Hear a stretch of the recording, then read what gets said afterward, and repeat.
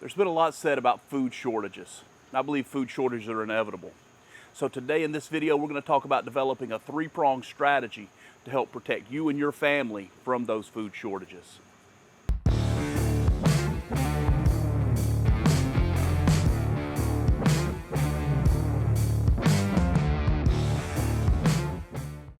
Hey, I'm the Chief, and welcome to Prepared to Live, where we teach you to build a life-proof life by preparing, producing, and protecting.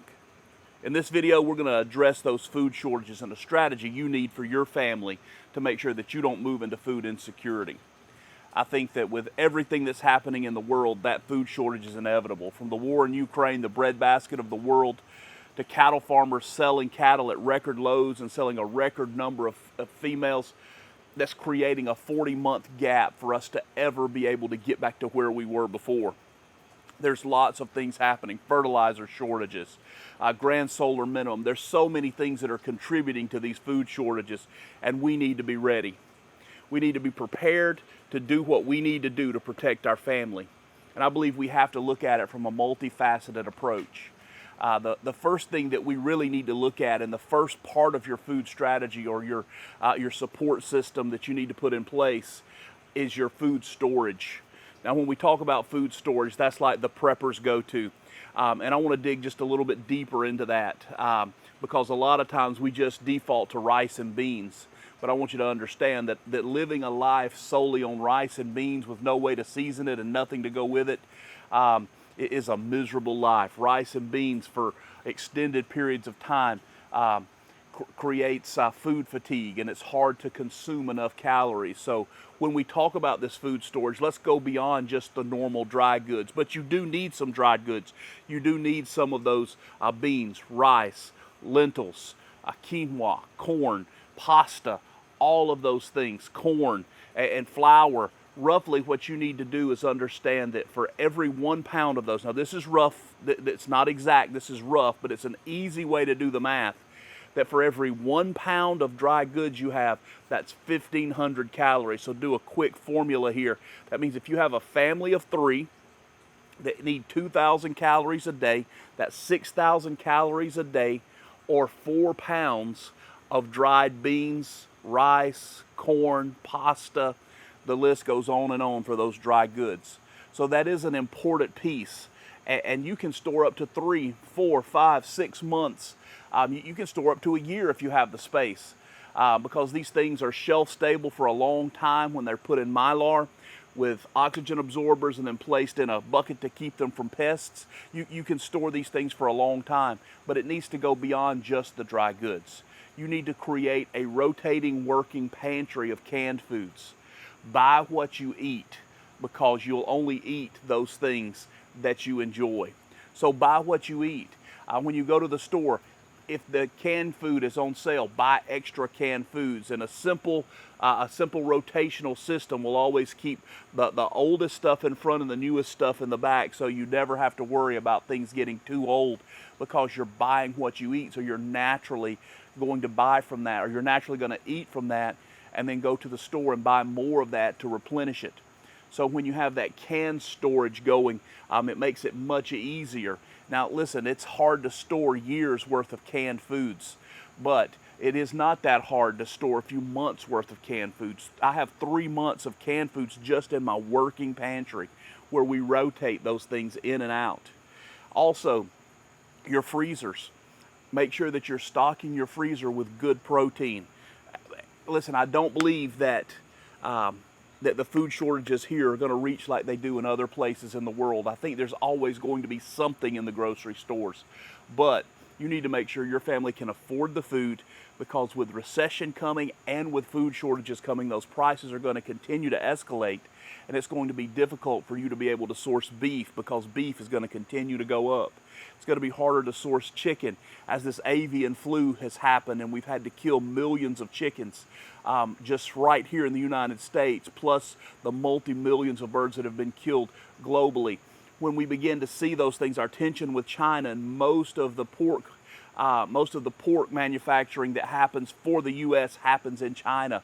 When we begin to put all those things together, we need to make sure that we're buying things now and we're putting them in storage. We're putting them in the freezer. We're making sure that we have them. If you know how to can meat, can some meats. Buy canned meat, but also can some meats in jars. Preserve those things through natural preservation methods. But make sure that you have that food on hand right now so that it can ease that grocery bill.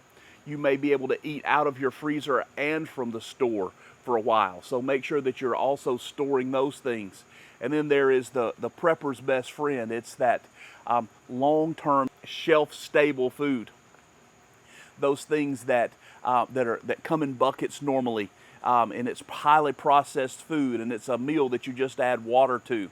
I want to tell you that when we're really looking at food insecurity and we're looking at a global shortage, it's important to have some of these kinds of food in place, because it will help ease that process into non-processed foods, because our bodies are so adapted to eating highly processed food that the effect it'll have on our system, if we just went cold turkey just eating rice and beans, you're going to have some digestional issues. So this long-term storage food is going to help you ease into that, because it's highly processed food. So the first thing that we need to do is get that strategy. We need to start storing some food, preparing some food. I have a video on how much food you need to store. I'm going to mark it right up here. Also, the second part is local relationships. So we're storing food and we're building local relationships. What do I mean by local relationships? Go to your farmer's market. Find your local farmer's market, not just a farmer's market, but farmer markets. And go there and meet the people that are selling the food. Find out if they're resellers or find out if they're growing it themselves. Begin to build a relationship with these people. Don't just go buy a few tomatoes. Ask questions about the tomatoes. Get to know the guys. Get to know the ladies. Find out where their farms are. Find out how much they produce, and begin to build that relationship so that you can buy in times that are not just farmers market days, but that you have a relationship built so that you can go to their homes, to their farms, and you can buy straight from the land there. Another way to find or to source these local relationships is through social media. Search social media, find those farm co-ops, find those places where the marketplaces where people are selling things online, and then begin to develop a relationship with those sellers. Also, resource your network at church or your other civic organizations. Ask around, find out who grows things, and then begin to find out what they grow. Listen, I know you may find this stalkerish, but then get a notebook and begin to make a list of who grows what, and then begin to research when those things come into season so that you can begin to be on the front end of that and also the back end of that.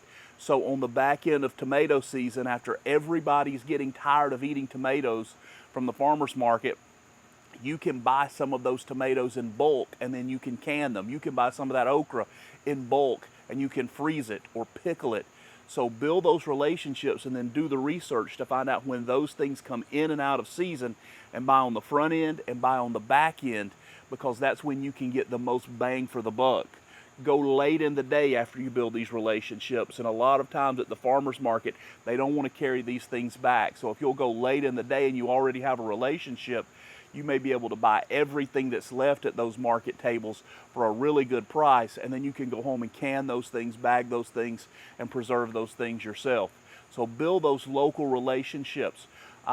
Find a meat share somewhere. In other words, how to buy a quarter of a hog or a half of a hog or a half of a cow. Get together with people that have some buying power and go in together and begin to buy whole animals and then divide those animals out after they're processed. The ability to be able to get your food locally is going to be a key thing as we continue to move through food scarcity, because the big commercial farms may not be producing, but Uncle Joe right down the street will always be producing what he produces. And then the last part is building your own food system. This is the best way to ensure food security. Growing things yourself. And this can be done on many different scales. And remember, everything you grow that you don't have to buy adds money back into your budget to be able to buy the things you don't know how or that you can't grow. So find out and determine the space that you have. Maybe you just have a deck on the back of your house And listen, this is what everybody says. Everybody says throw in a tomato, throw in a cucumber, and that's great, but look for more calorie-dense foods. Put in a planting box and grow some carrots. Put in a 2x2 box or get a grow bag and plant a potato. Make sure that you're trying to get calorie-dense foods. Also, greens. Grow as many greens as you can, because you can grow a lot of greens in a limited amount of space. You can grow them on a windowsill. You can grow them right there on your kitchen counter. So begin to resource those things yourself, and then you have fresh greens with all the nutrients that are there. But when you begin to develop that system, again, grow what you eat. Grow the things that are easy to grow. Grow those things that basically grow themselves. Beans basically grow themselves. It's hard not to be able to grow a bean. But then expand from there and look beyond just vegetables. If you have any kind of property, or if you have a one-car garage, I'm going to show you where I grow some of my animals in some B-roll here. And when you look at how the limited amount of space it takes to grow these animals, you can begin to add some protein development or some protein growth, a protein system as well. Quail, very small footprint, and they produce eggs and meat. Rabbits are one of the greatest sources of meat that we could have. They make no noise, and you can put them and develop them right there in a one-car garage. Also, chickens, they produce meat, they produce eggs. When you can scale up from there, look at some small livestock. Begin to look at goats, begin to look at sheep, pigs, then cows. And as you begin to develop this process, these systems in your life, then you can begin to stack them on top of each other, and you can begin to create more available food and more available income, because you're not buying these things from the store. So as we begin to look at this three-pronged process, there's a couple of things that I want to reinforce with you here in this video. Number one, source, buy, and grow what you eat, and only what you eat. If you don't like spinach now, you're not going to like spinach when food gets scarce. If you don't like cauliflower now, you're not going to like it then. So grow, buy, and source the things that you eat. Second, do something. Get out and do something. Plant something. Go to the farmer's market and talk to somebody, but start the process. It's not going to happen if you're just sitting at home waiting for it to happen. You have to go make these systems happen to provide this security for your family. And lastly, make sure that you understand that the Lord is your keeper and that He does protect you, but He's also giving you clear guidance that you need to go and begin to gather some things. You need to begin to gain some knowledge. You need to, if nothing else, know how to go out and forage some mushrooms, go out and forage some lamb's quarter out of your yard or at a local park, so that you at least have those things to eat. But guys, I want to thank you for watching this video. Make sure you check out our channel. Please like it, subscribe, hit that notification bell. And as always, we'll see you on the next video. Have a blessed day.